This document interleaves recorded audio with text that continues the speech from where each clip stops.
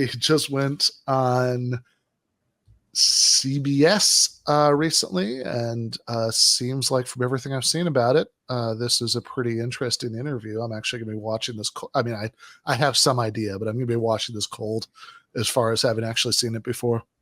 Our next guest is the acclaimed New York Times best-selling author Ta-Nehisi Coates. His new book, The Message, is a trio of interconnected essays that examine how the stories we tell or avoid telling can shape and even distort our reality. You'll see that the guy speaking reflects on his is not who ends up grilling him, which is interesting. To Carcinico. Then he takes readers to Columbia, South Carolina, where he reports on the attempted banning of one of his books on race.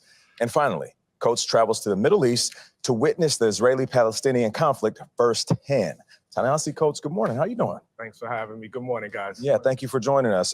You say that this book is written specifically for writers, stating that the task for young writers should be nothing less than changing the world. Why do you feel like writers should bear that responsibility? Saving the world. Saving the world. Just to be really specific.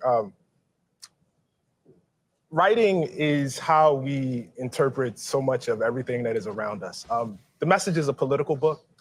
It argues that much of our politics actually happens before we walk into a voting booth, that our choices around us, that who we believe is human, who we don't believe is human, what policies we believe should be in the world, which policies we don't, are actually shaped largely by writing and the stories we tell. And so I believe that writers, and particularly young writers, have so much to do in the politics and in this time when, you know, obviously we have so much conflict and there's so many quote unquote issues to be dealt with. Ta-Nehisi, I want to dive into the Israel-Palestine section of the book. It's the largest section of the book. And I have to say, when I read the book, I imagine if I took your name out of it, took away the awards and the acclaim, took the cover off the book, the publishing house goes away, the content of that section would not be out of place in the backpack of an extremist. So I found myself wondering, why does Ta-Nehisi Coates, who I've known for a long time... Yeah, that question is just incredible, isn't it? Well, there's not really a question yet. Yeah, no question yet. Just an assertion that it's like, okay, sure, you've got all this, you've got all this context that, that I guess means that I should be nice to you, but come on. This would not be out of the place in the backpack of an extremist. It's very funny for me to imagine like a terrorist who's like, yeah, I was just reading Ta-Nehisi Coates. And like they found on the terrorist person a backpack filled with explosives, Ta-Nehisi Coates. I'm trying to think who else would even be in that backpack. Yeah. There's how to blow up a pipeline and Ta-Nehisi Coates. Not even how to blow up. It would be, well, that's the ridiculous version. It would be like Judith Butler or something. Yeah, right? Judith Butler, Simone de Beauvoir, Ta-Nehisi Coates, and Martin Luther King Jr. Letters from a Birmingham. He had a printed out. It's a radical. Yeah, I don't know, man. If I were an extremist, like running around doing bombings and stuff, I might do a Kindle so I didn't have to drag all that around. We found many of left and to center left progressive. We found Jeet here on some of his Nation articles printed out. Yeah, exactly. It's like, come on, man. Live in the, I mean, look, I love physical books.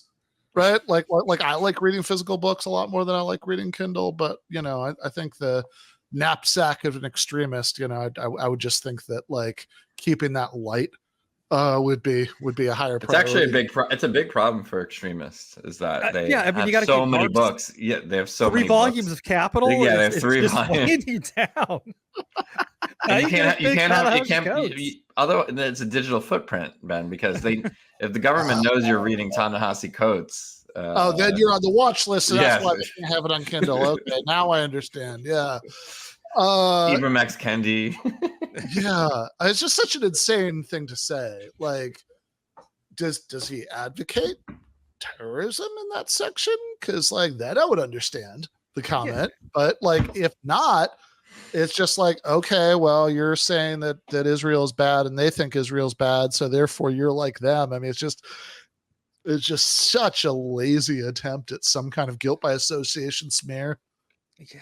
And the thing is that I like about Ta-Nehisi Coates, like always like the first third of whatever he writes, because he'll like lay out the problem really well. Like, or what whatever he's writing about. Like that first third is fantastic. And then I don't always agree with his conclusions of everything, but like as a writer, like he lays it out pretty well. And I think the problem is like this guy's mad probably because he's reading that just kind of that just laying it out and not appreciating the probably milquetoast. I can't imagine it's that wildly radical that his come on, no way in hell.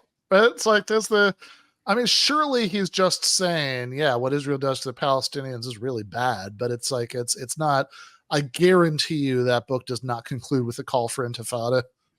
Ben, I think you clearly haven't read it, because then there's my favorite sentence was that brings me to my next point: why terrorism underrated? Question mark. And then the next, yeah. In that case, I withdraw my objection. What the interviewer asked was completely reasonable. All right, let's see. Time, read his work for a long time, very talented, smart guy. Leave out so much. Why leave out that Israel is surrounded by countries that want to eliminate it? Why leave out that Israel deals with terror groups that want to eliminate it? Why not detail anything of the first and the second intifada, the cafe bombings, the bus bombings, the little kids blown to bits?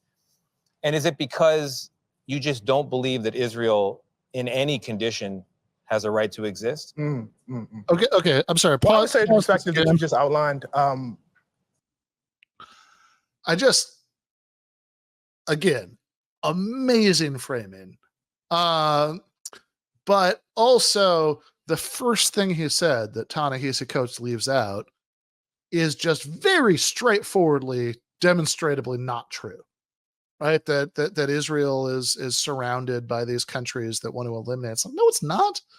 It's like every single one of these countries pretty much has for decades been signed on to this peace offer, the Arab Peace Initiative from 2002, that says that if Israel withdraws to its internationally recognized pre-1967 borders to allow for the creation of a Palestinian state there, and there's some vague phrase like a reasonable accommodation on the refugee issue, which seems like diplomatic speak for acknowledge that you did something bad and like readmit some token number of refugees, that's like symbolic, which is pretty much what Arafat was proposing at that time. Then they would extend full diplomatic recognition and normalize relations. Right. So it's like, pretty much all of those countries have signed on to that offer. So it's just like, this is above and beyond everything else that's wrong with this framing. It's just like, this is also just phoned in from like the 1970s. I love how there's just all the claims before the question. It reminds me of like if like your mom is like trying to guilt you into like coming back for a holiday or something, and it's like, so given that you leave out, that you never once returned one of my calls, that you've been disobeying everything I ever said ever since you were a teenager. I want to ask you, why do you hate this? Is it that you hate this family? Where you're like, and then you're like, okay, there's like 3 to 4 claims I have to get into before. But I think he actually, I think on this show, Ben, I think you're right to mention that. But I think on that show, if he started dissecting everything, if he started adjudicating the claims, that would probably be the wrong way to answer. Yeah, so we'll see what he does. Yeah. There is no shortage of that perspective in American media. That's the first thing I would say. Good answer. I am most concerned always with those who don't have a voice, with those who don't have the ability to talk. I have asked repeatedly in my interviews whether there is a single network, mainstream organization in America with a Palestinian American bureau chief or correspondent who actually has a voice to articulate their part of the world. I've been a reporter for 20 years. The reporters of those who believe more sympathetically about Israel and its right to exist don't have a problem getting their voice out. But what I saw in Palestine, what I saw on the West Bank, what I saw in Haifa in Israel, what I saw in the South Hebron Hills, those were the stories that I have not heard. And those were the stories that I was most occupied with. I wrote a 260-page book. It is not a treatise on the entirety of the conflict between the Palestinians and the Israelis. But if you were to read this book, you would be left wondering why.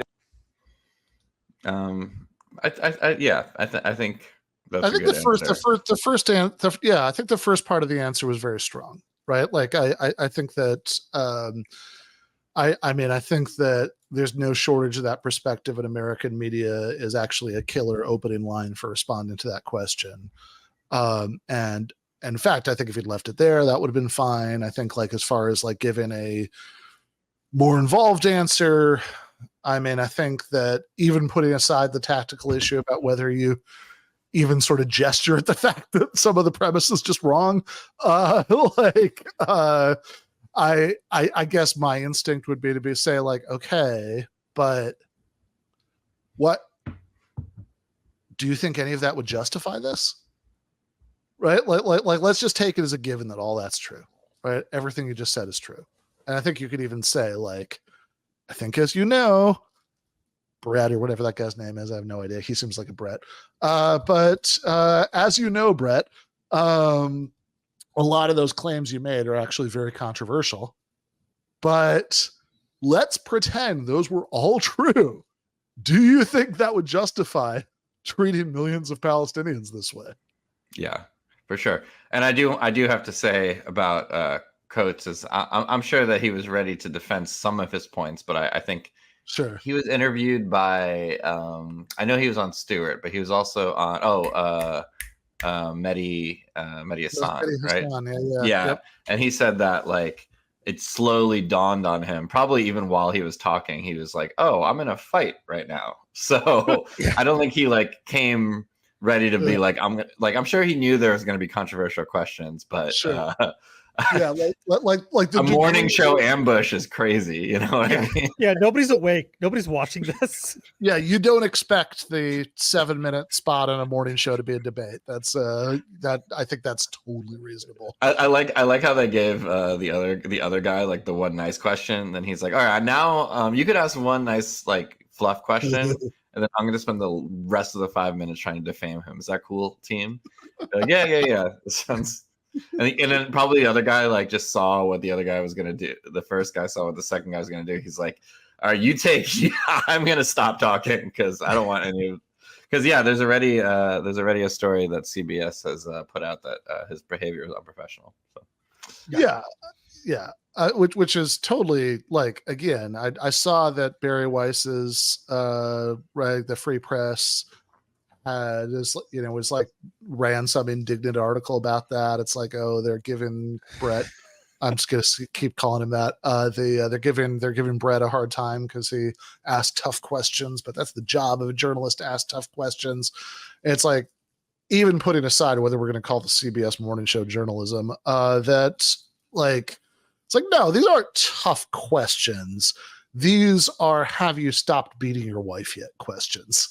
Like this is like, well, this book, which would not be out of the place in the knapsack of a terrorist. I noticed that you leave out all of these clearly incontrovertible facts. Is that because you want to destroy Israel? Because that's the only reason I can think of that you. Yeah, no, it's crazy. That's the thing. They're leading. I mean, even if I were in that position, there's tough questions. Yeah, like you're pressing somebody on some fact, or you think you have found some inconsistency in what they're saying, and you're driving them on it, or you're insisting they answer the question. Those are tough questions. But this is just kind of like random crazy smearing. No, yeah, and I was gonna say, actually, I do think that sometimes people really lack media literacy on this because I think Coates was on Chris Hayes, and one of Chris Hayes' questions went viral as if Chris Hayes was like incredibly like Zionist, but really what Hayes was doing was he was voicing the other side and then giving Coates a chance to respond to it. You know what I mean? Like I think it was like, what do you say to those who say X, right? Or something like that.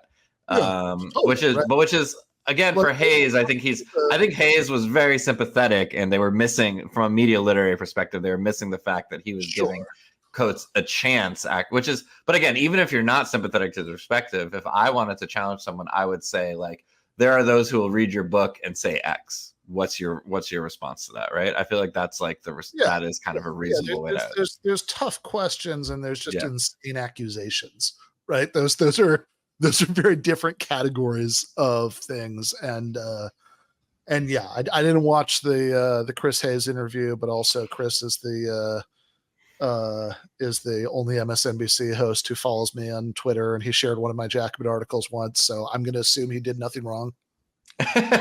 Yeah, I'm not saying he's perfect, but I just think they literally missed the purpose of that question, which was to help Coates. But again, technically, it would be a tough question if Coates was like a total fraud. And he was like, "Oh, sure, yeah, I'm bored of that, yeah." And I mean, Chris Hayes is actually like a longtime fan of. I remember like 10 years ago, or more than 10 years ago, actually, he was like on Chris Hayes' show, and Chris Hayes was just like, one of the best writers out there right now. And I'm like, well, I can appreciate why you say that, but nope, he actually, because I love that first third. he actually hates him. All right, let's see what Brett has to say.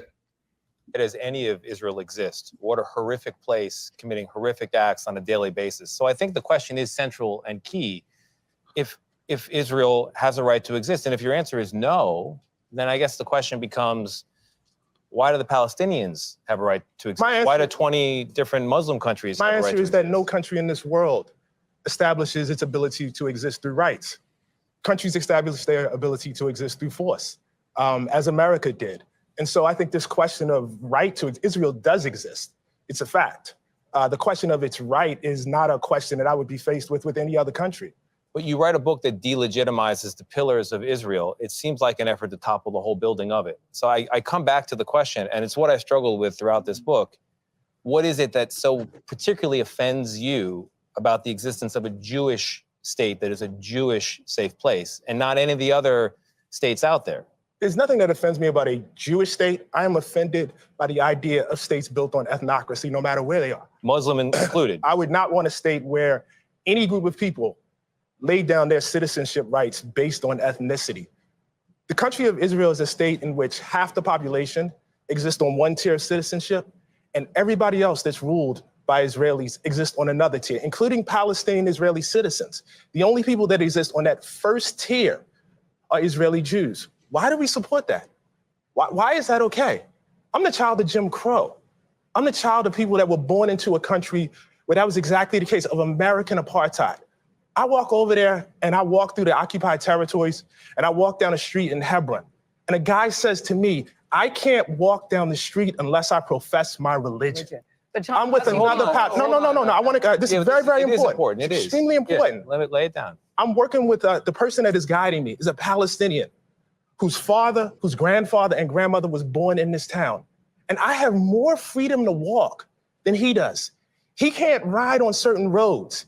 He can't get water in the same way that Israeli citizens who live less than a mile away from him can. And why is that okay? Why is that? Why is there no agency in this book for the Palestinians? They exist in your narrative merely as victims of the Israelis, as though they were not offered peace at any juncture, as though they don't have a stake in this as well. What is their role in the lack of a Palestinian? I have a very, very, very, very moral compass about this. And again, perhaps it's because of my ancestry. Either apartheid is right or it's wrong. It's really, really simple. Either what I saw was right or it's wrong. I am, for instance, against the death penalty. What the person did to get the death penalty, it really doesn't matter to me. I don't care if they were selling a nickel bag of marijuana or if they were a serial killer. I am against the death penalty. I am against a state that discriminates against people on the basis of ethnicity. I'm against that. There is nothing the Palestinians could do that would make that okay for me. My book is not based on the hyper-morality What's the last of the Palestinian people. In lessons, Okay, many people feel it's complicated. You say it's not complicated.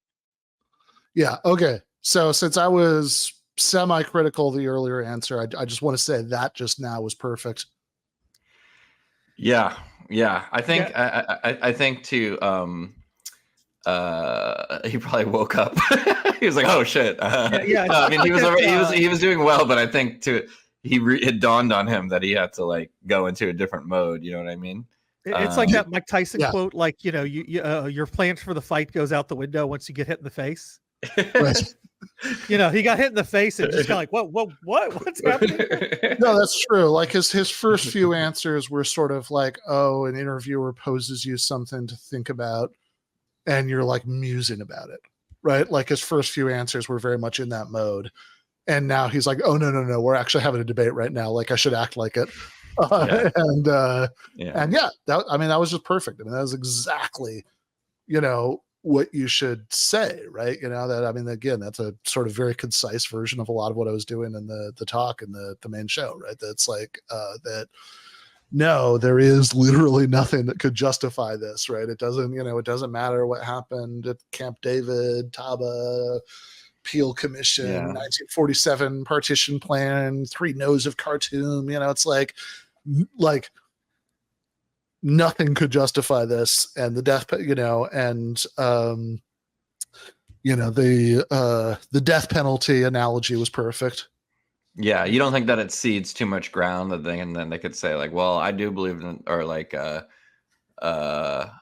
but then okay, I guess you're disregarding all the terrible things the Palestinians did, but I'm not, or something like that. Do you think it cedes ground there? Well, I think you could do both, right? In other words, I think that you can, I mean, say, like, you know, you could throw in, and I agree with you. I think there are understandable reasons he probably didn't, right? But it's like you could throw in at the beginning of your answer, like, well, a lot of that history is not really the way that you're presenting it, or even just, as you know, every single one of those historical claims that you just gestured at is really controversial.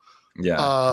But I think the main point is that, say, look, I'm not, you know, like, without endorsing anything you just said, it doesn't matter, right? It doesn't matter if that's true, right? Like, this is, if you have a principle, right, then none of that stuff matters, right? I mean, if you're opposed to the death penalty in principle, then yeah, it could be somebody sells a dime bag, you know, could be somebody's a serial killer.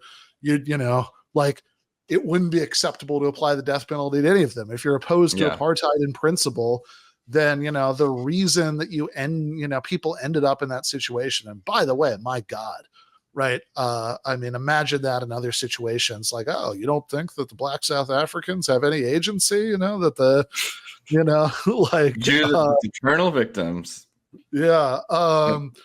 But like, you know, and again, I mean, he's definitely doing all the stuff I was talking about in the main show. Is it's like the Palestinians are this entity with collective agency, in a way, in a way that just doesn't make any sense, right? That it's you know, it's like, again, if you say the Americans did this, the Israelis did that, that's like kind of a sloppy shorthand way of saying that, like, the United States, like, as a nation state did this, or Israel as a nation state did that.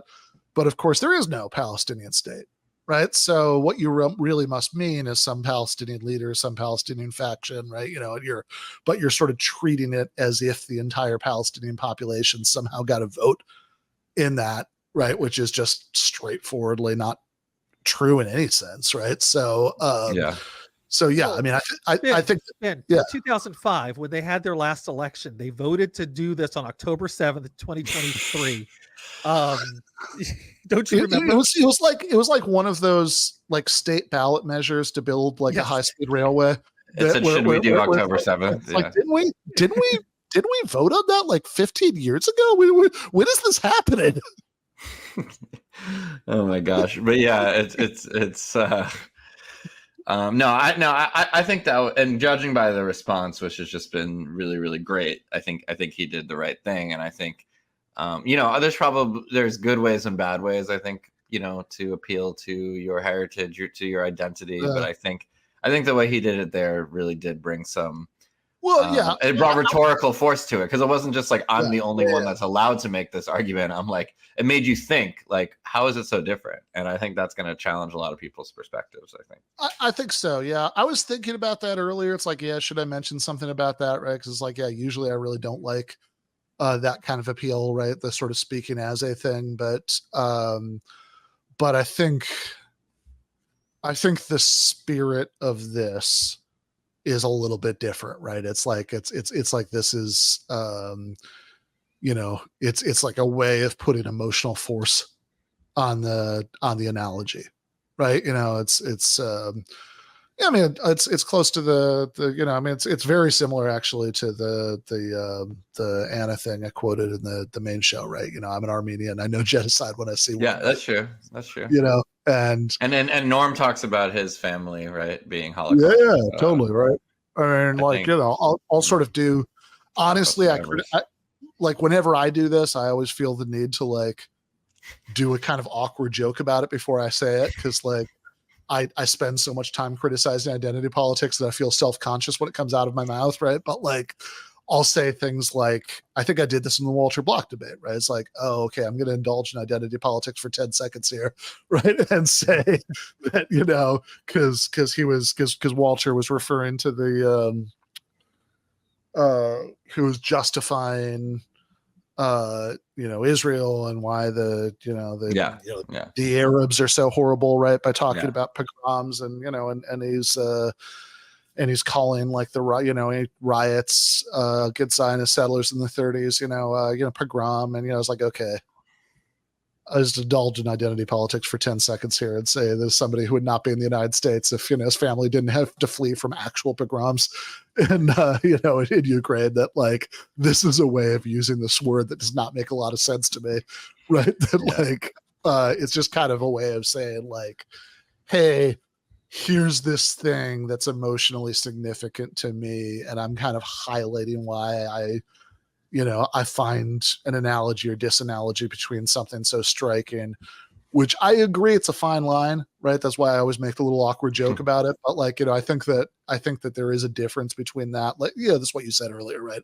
I think there's a difference between that and saying like, oh, everybody should just defer to what I think because of this fact about my background. This is more just like, hey, here's a point. Anybody could pick this up and agree with it. But it's like, I'm telling you something that sort of contextualizes like, why this is how I would think about it.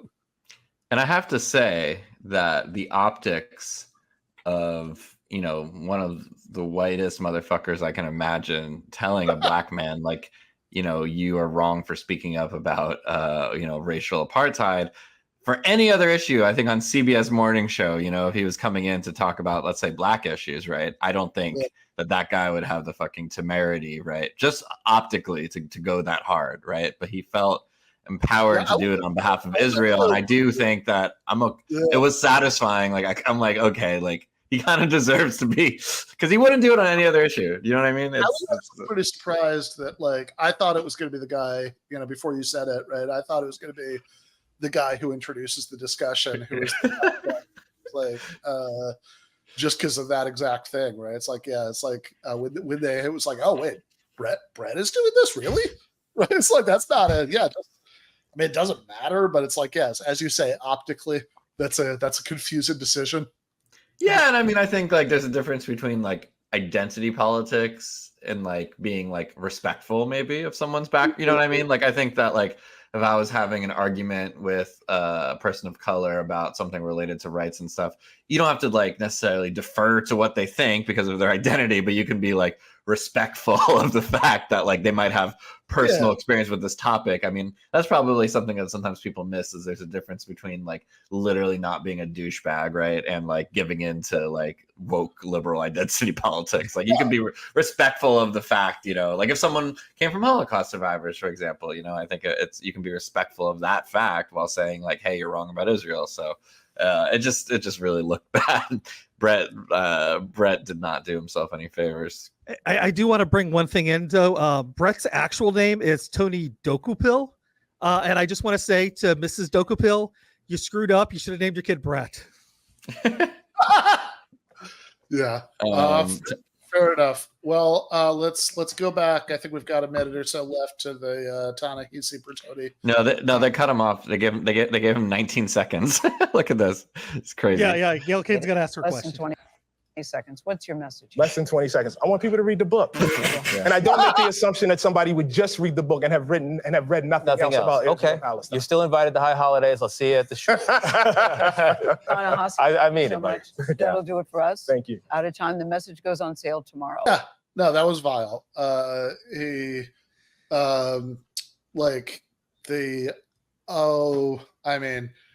Your book, or that section of your book, was also a particularly funny thing to say. Like, the terrorist is just going to cut out that section and keep that in their knapsack. But that section of the book would not be out of the place in an extremist knapsack.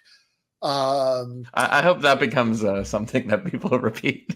That would not be out of place in an extremist knapsack. Yeah. Yeah, exactly. But then, like, he tried real hard, and I think Coates had a good instinct in not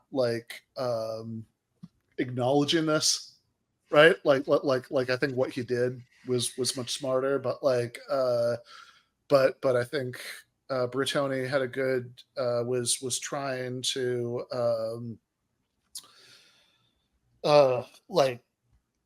was insinuating super hard that there was an anti-Semitic double standard. He was like, "Oh, why of all the nations state, why is it the Jewish one that's a safe place for Jews that you have a problem with?" So that's like a pretty clear insinuation of bigotry, which, by the way, to the point about like the free press, taking Bertoni's side of all this, it's like, I don't know, in what other context would those people be okay with a reporter insinuating that somebody was racist without better evidence than that? And crazy identity politics is all it is. Exactly. Or woke politics. It's the same shit. They would that's like the exact same shit as like the woke stuff they hate. And then at the end, right? It's like he's doing it in a very like light, friendly morning show way, but it's like the "you're still invited for the high holidays" thing is like a cutesy way of bringing it about to that same insinuation, right? That's like, oh, you're despite, like, it's like, it's framing it as like, despite what you said about like Jews, you're still invited.